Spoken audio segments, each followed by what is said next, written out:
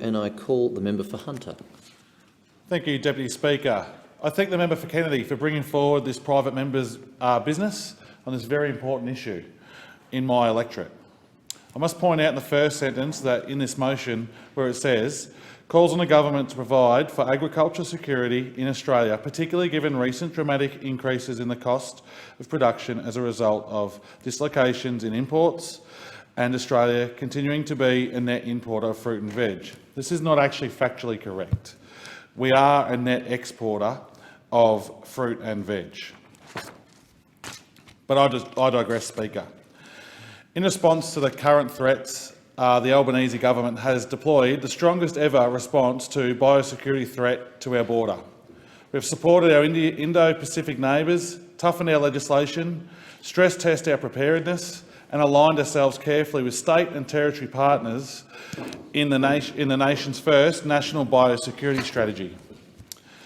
It is worth repeating that Australia remains both foot and mouth and lumpy skin disease free. The last few months have illustrated the need for a biosecurity system which is up to the contemporary challenges we face today. To that end, I'm pleased to say that Senator Murray Watt, the Minister for Agriculture, has put at the centrepiece of our agriculture budget an investment of $134.1 million to bolster Australian biosecurity systems against the immediate threat of disease. This includes more money for frontline biosecurity officers, more money for detector dogs that will help getting the cargo moving whilst protecting Australia's biosecurity. But there's always more to do, Deputy Speaker. In my electorate of the Hunter Valley, we have a very diverse agriculture sector, from viticulture, fruit and veg, dairy and of course the meat industry.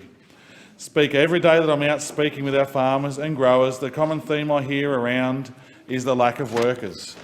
The Albanese Labor government is committed to working with and supporting our agriculture sector to access the workers it needs. To tackle those workforce challenges, this government is undertaking a range of measures in collaboration with state, territory governments and industry and unions. The three-way agriculture workforce working group, comprising of government, unions and industry members, has been established to pursue solutions to better skill, attract, protect and retain workers in the agriculture and processing sector. Speaker, this government is also implementing a number of whole-of-economy measures to address workforce needs, including increasing the permanent migration program ceiling to 195,000 in 2022-2023, including 34 places specifically for regional visas within the skills stream. We are also providing an additional $42.2 million for Home Affairs to address the visa backlog, with more than 2 million visas already being processed since June 2022.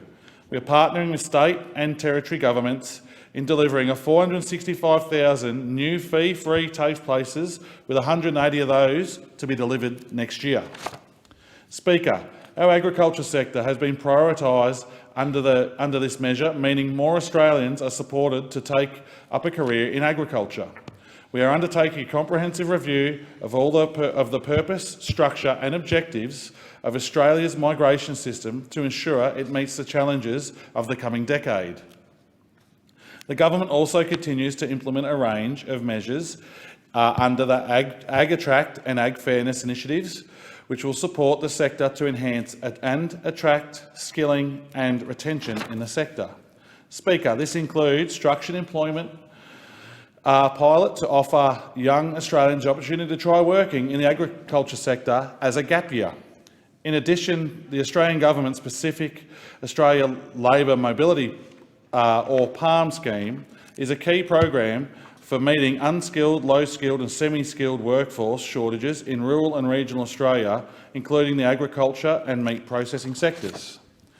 The scheme grew significantly during the pandemic to 31,500 workers as of the 31st of October this year, which is a record number of PALM workers in Australia.